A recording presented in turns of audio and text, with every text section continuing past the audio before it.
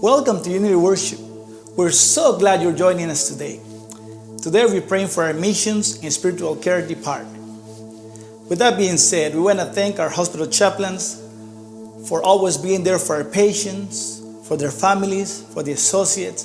Thank you so much for all you do. Thank you for being in the front lines, especially in this season, because we know that we need to stay connected to God. Thank you for always reminding us that God is our hope and that He cares for us. Now, we want to pray for you. Let's bow your heads. Dear Heavenly Father, today we want to ask you for special blessing over our mission and spiritual care department. May you renew their strength during this season. God, give them all the tools and resources they need to care for our patients, associates, in our community. Thank you, God. Thank you for allowing them to be here in this season. We love you, God. In your name we pray. Amen. Please join us for worship.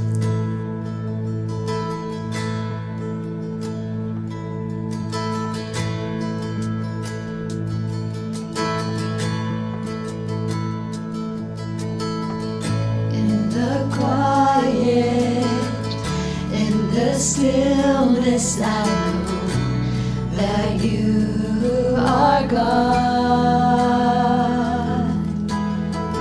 In the secret of your presence, I know there I am restored. When you call, I won't refuse.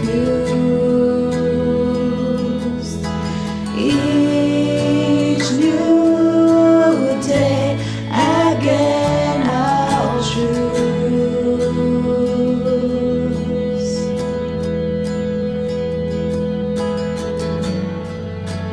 There is no one else for me, none but Jesus, crucified to set me free. Now I live to bring Him praise. In the chaos, in confusion, I know you're sovereign still.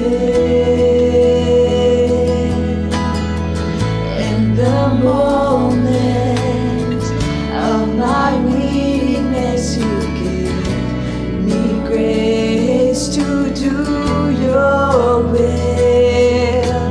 When you call, I won't delay. This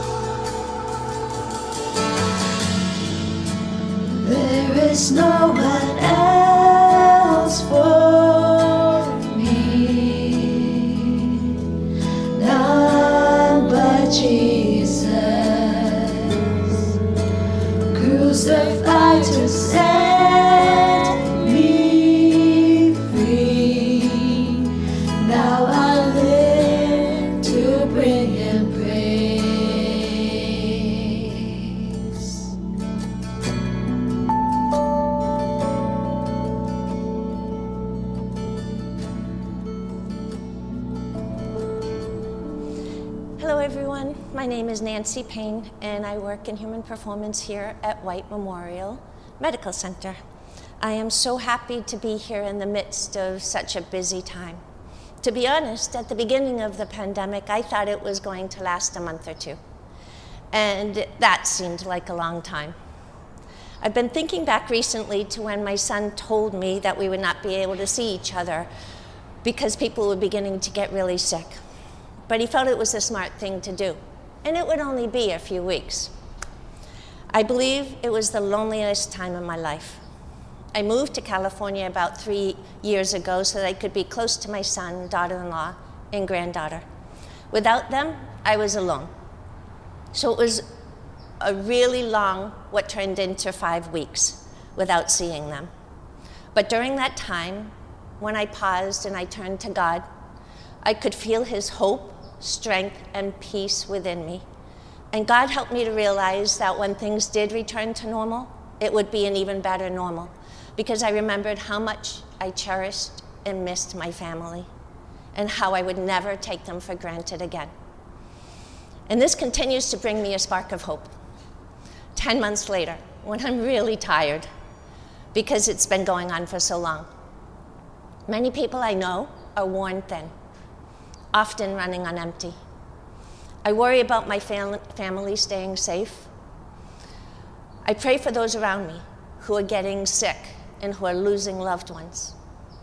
In the midst of all of this, I sometimes get caught up in how stressful the world can be today and how tremendously busy we are at work.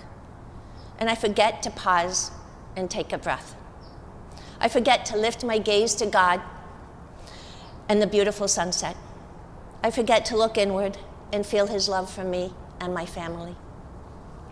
On my busy, stressful days, I forget that God is always here, just waiting for me to pause long enough to see him standing next to me with his hand held out to hold mine. God is always within our hearts if we will take only 2 minutes in the midst of our busy day to close our eyes and feel him there. For years, I've been confident that no matter how busy I am, if I take the time to spend with God in the midst of my busy day, he will make the rest of my day smoother and more beautiful, with more accomplished than I could ever have done on my own. But I am not perfect. I am so far from perfect. And there are days that get by me when I try to do it on my own, relying upon only my human ability. I am normally so tired at the end of those days, and I think back and remember that I tried to do it on my own. On my best days, I remember during the day to spend some time with God, finding peace in the midst of chaos for just a few moments, a peace that stays with me throughout the rest of my day. I know that I'm a better person when I remember to pause with God during my day, better at work and better to those around me. I would like to encourage you to spend 2 minutes this afternoon knowing how busy you are and how many directions you're being pulled in, to close your eyes, breathe softly, and ask God to come into your hearts so that he will lift you up with eagle's wings, help you run when you feel weary, help you love when you are bone tired, and help to carry you when you can't go on. Because we never, ever have to go it alone. And I have 2 things that I wanted to share. The first is one of my favorite passages from Scripture that has recently been popping into my head and emblazing itself onto my heart many times each day. I know the plans I have for you, plans to prosper you and not to harm you, plans to bring you a future filled with hope. That is God's promise that we can hold on to.